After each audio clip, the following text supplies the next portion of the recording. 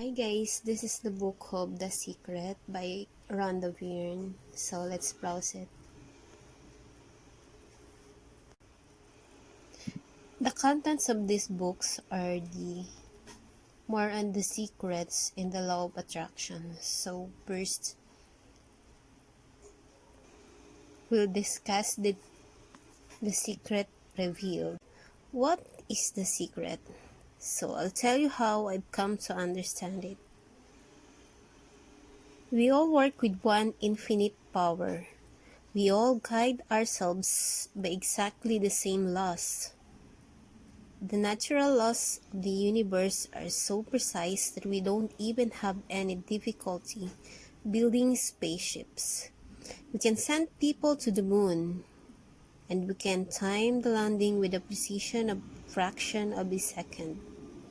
Wherever you are, India, Australia, New Zealand, Stockholm, London, Toronto, Montreal, or New York, we're all working with one power, one law.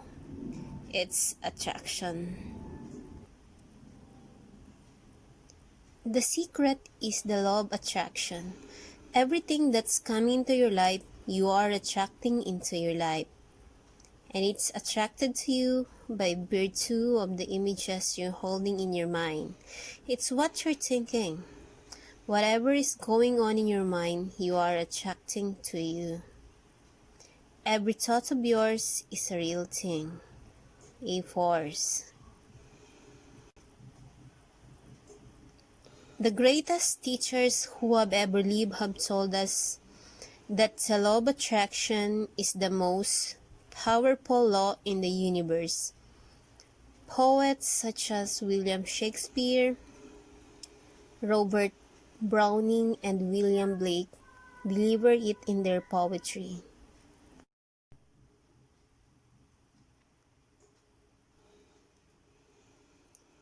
Musicians such as Ludwig van Beethoven express it through their music. Artists such as Leonardo da Vinci depicted it in their paintings. Great thinkers including Socrates, Plato, Ralph Waldo Emerson, Pythagoras, Sir Francis Bacon, Sir Isaac Newton, Johann Wolfgang von Goethe, and Victor Hugo shared it in their writings and teachings. Their names have been immortalized, and their legendary existence has survived centuries. Religions such as Hinduism, Hermetic traditions, Buddhism, Judaism, Christianity, and Islam, and civilizations such as the ancient Babylonians and Egyptians delivered it through their writings and stories recorded through the ages in all its forms. The law can be found in ancient writings through all the centuries. It was recorded in stone in 3000 BC.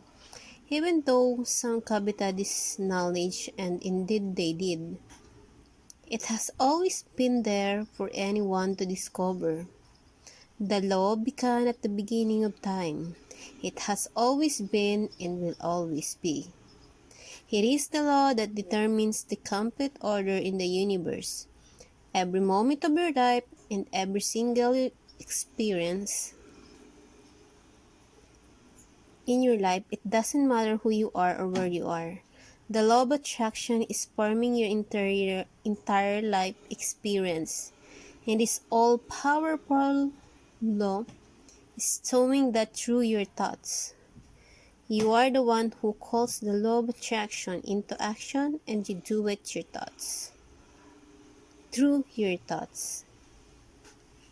In 1912, Charles Hannell described the law of attraction as the greatest and the most infallible law upon which the entire system of creation depends.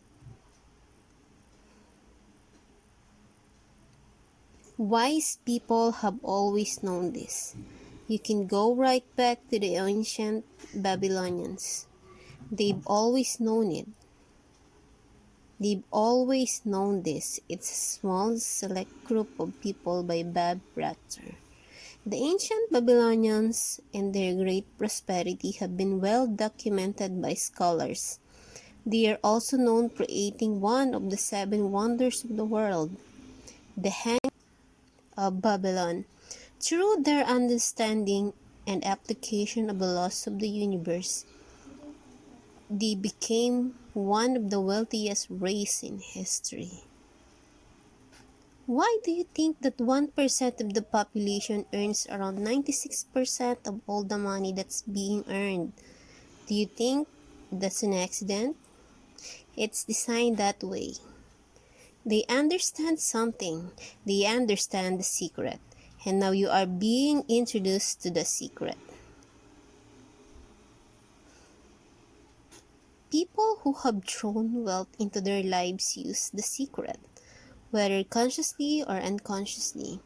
They think thoughts of abundance and wealth, and they do not allow any contradictory thoughts to take root in their minds. Their predominant thoughts are of wealth.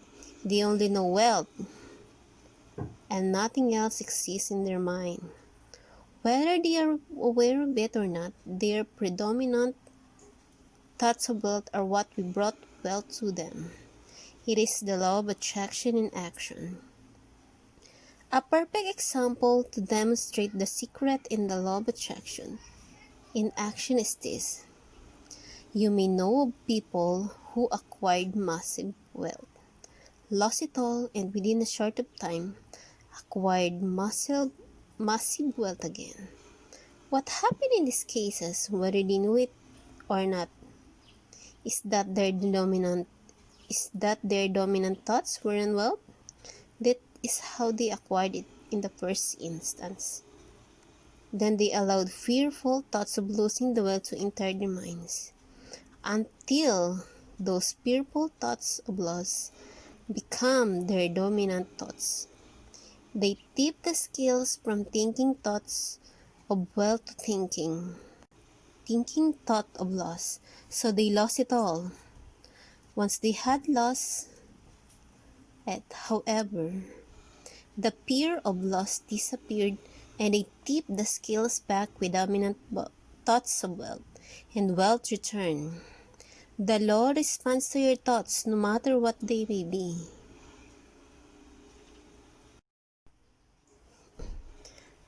Like attracts like. The simplest way for me to look at the law of attraction is if I think of myself as a magnet, and I know that the magnet will attract to it. By John Assaraf. You are the most powerful magnet in the universe. You contain a magnetic power within you that is more powerful than anything in this world, and is unfathomable. Magnetic power is emitted to your thoughts. Basically put, the law of attraction says that like attracts like, but we're really talking at a level of thought by Vitale.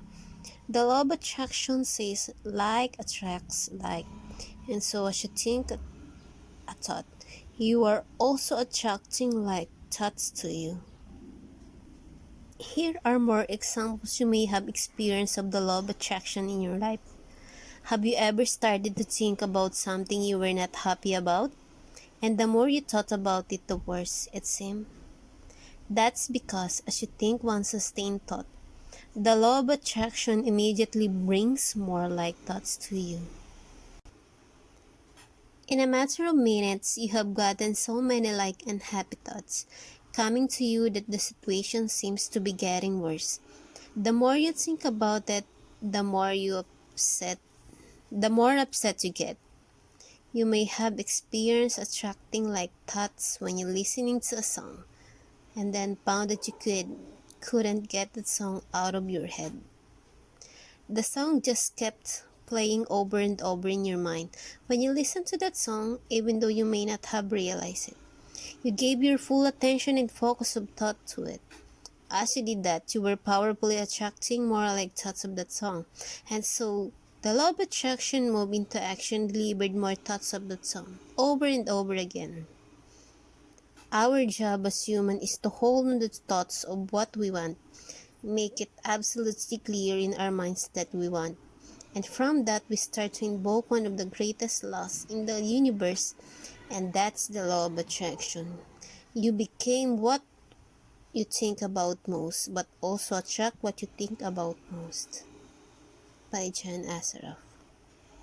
Your life right now is a reflection of your past thoughts. That includes all the great things and all the things you consider not so great, since you attract to you what you think about most. It is easy to see what your dominant thoughts have been on every subject of your life, because that is what you have experienced. Until now you are learning the secret, and with this knowledge you can change everything. If you see it in your mind, you're going to hold it in your hand. By Bob Proctor.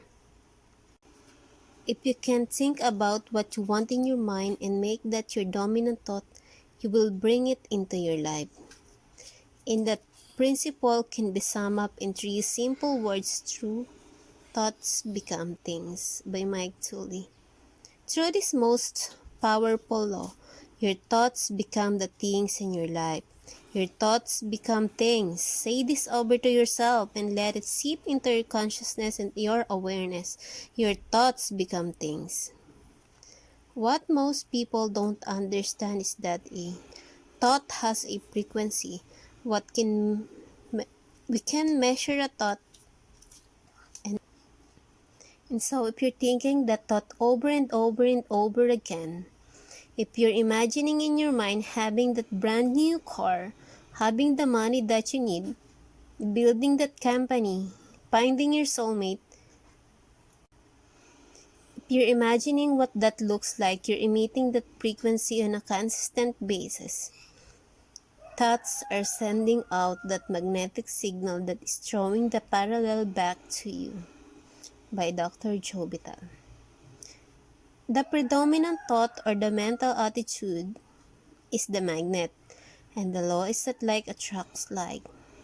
Consequently, the mental attitude will invariably attract such conditions as correspond to its nature. Thoughts are magnetic and thoughts have frequency. As you think, those thoughts are sent out into the universe, and they magnetically attract all like things that are on the same frequency. Everything sent out returns to the source, and that source is you. Think of it this way. We understand that a television station's transmission tower broadcasts by a frequency, which is transformed into pictures in your television.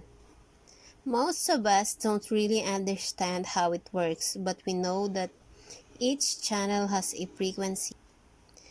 And when we tune into that frequency, we see the pictures on our television. We choose the frequency by selecting the channel, and we then receive the pictures broadcast on that channel. If we want to see different pictures on our television, we change the channel and tune into a new frequency. You are a human transmission tower, and you are the more powerful than any television tower created on Earth. You are the most powerful transmission tower in the universe. Your transmission creates your life, and it creates the world. The frequency you transmit reaches beyond cities, beyond countries, beyond the world.